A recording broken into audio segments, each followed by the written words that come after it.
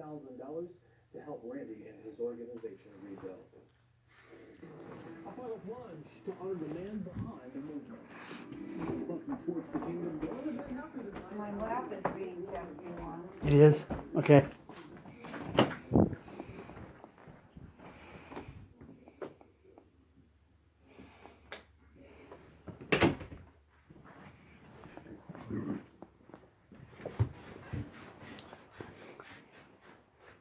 Hello, Samson Tatum here. I just wanted to clarify something. Recently, on one of my Facebook posts, I said something about bringing hippie communes to Missouri. I didn't mean by bringing back the exact 60s style of hippie commune, because different practices and the different practices in the culture back then were different for social standards. As we almost certainly know, the research from the hippie era of the 60s of self-destructive ways and all that take some of the values back then that were socially acceptable and bring those to the forefront of today's world.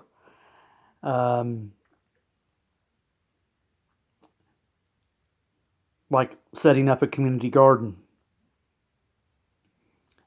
If you know of an organization in your area that would like to set up a community garden, that would benefit that particular region, especially big cities where you have these neighborhoods that are food deserts, where in these neighborhoods they have dollar stores where you can buy cheap food. I mean, not exactly the best to eat, and it tends to give people not a lot of healthy choices.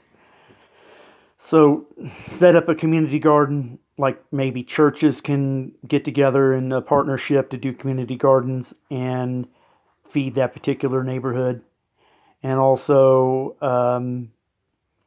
do mobile food pantries where you can get locally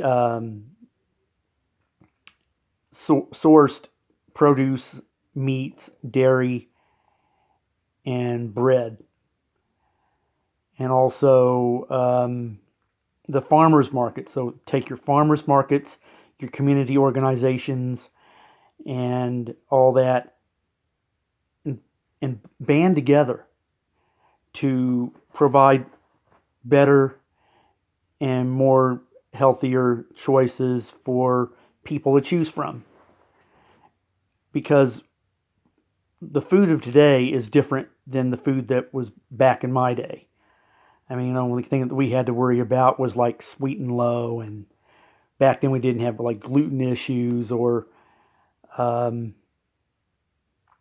people being allergic to lactose and having to switch over to healthier choices, other choices. But yeah, so what I meant by hippie communes was just community garden, churches band together, schools can also do the same thing. They in Kansas City, there's a Benjamin Banneker School that my church does a partnership and mentoring with, and at that school we have a community garden, and also it doubles as a culinary educational program where you can take these fruits and vegetables and learn how to cook. And also cook other stuff in addition to that. That way you learn life skills. And also make sustainable clothing. Do composting. Do as much recycling as you possibly can, because they're running out of landfill space in a lot of areas. So what tends to go to the landfill is going to start getting more recycled and back into the marketplace. And also use a lot of green chemicals to do your dishes with, do your laundry with, and Just learn to make better choices. And also stand up for social causes. Because the social culture of today in all areas is way different than what it was back in the 60s, 70s, 80s, and 90s. Because with today's social standards,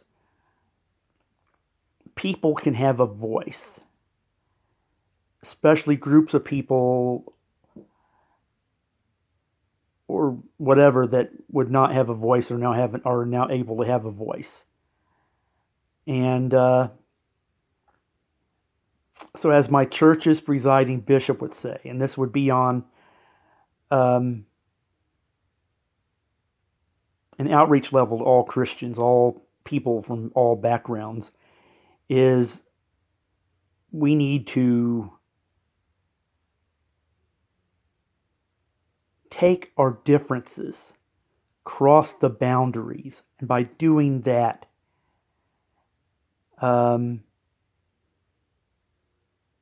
we break down barriers.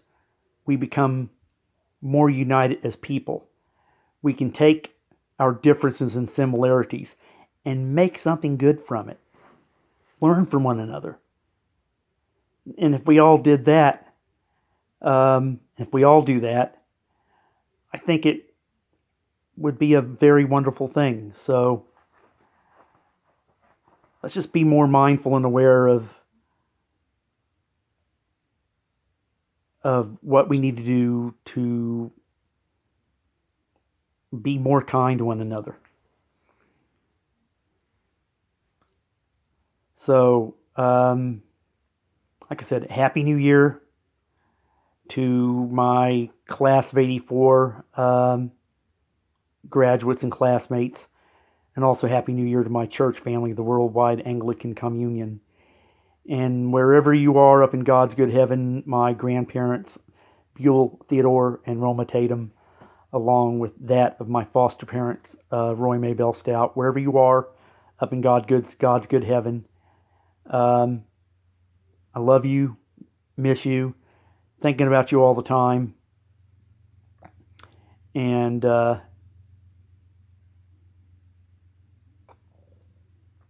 so a part of you's in me, and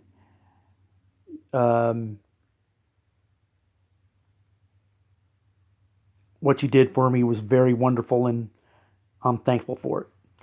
So, and also, I love Jesus Christ. And I'm a better and different person now than I was 35, 40 years ago. I'm not the same kid that was growing up in Hannibal. I'm a lot more aware of the world. I have learned to be a different person by always doing outreach, thinking about others, and making the world a better place. Because people, when I was growing up, always took care of me and did things for me. So I am always wanting to pay it forward. To know that if someone is going through or has been going through the same situations that I've gone through, to be there for them, to give them a sense of value, love, and worth. That way they have the confidence that they need in the world to be successful, hardworking people. To always make the world a better place and do the right thing. So, hope your Christmas was great. And may you have a happy and prosperous new year. And whatever you did the year before that was good, build on it for the next year. Make it more positive and build on it and make it bigger and better. And know that your hard work is appreciated, admired, loved, and respected. So, you have a good day. Bye.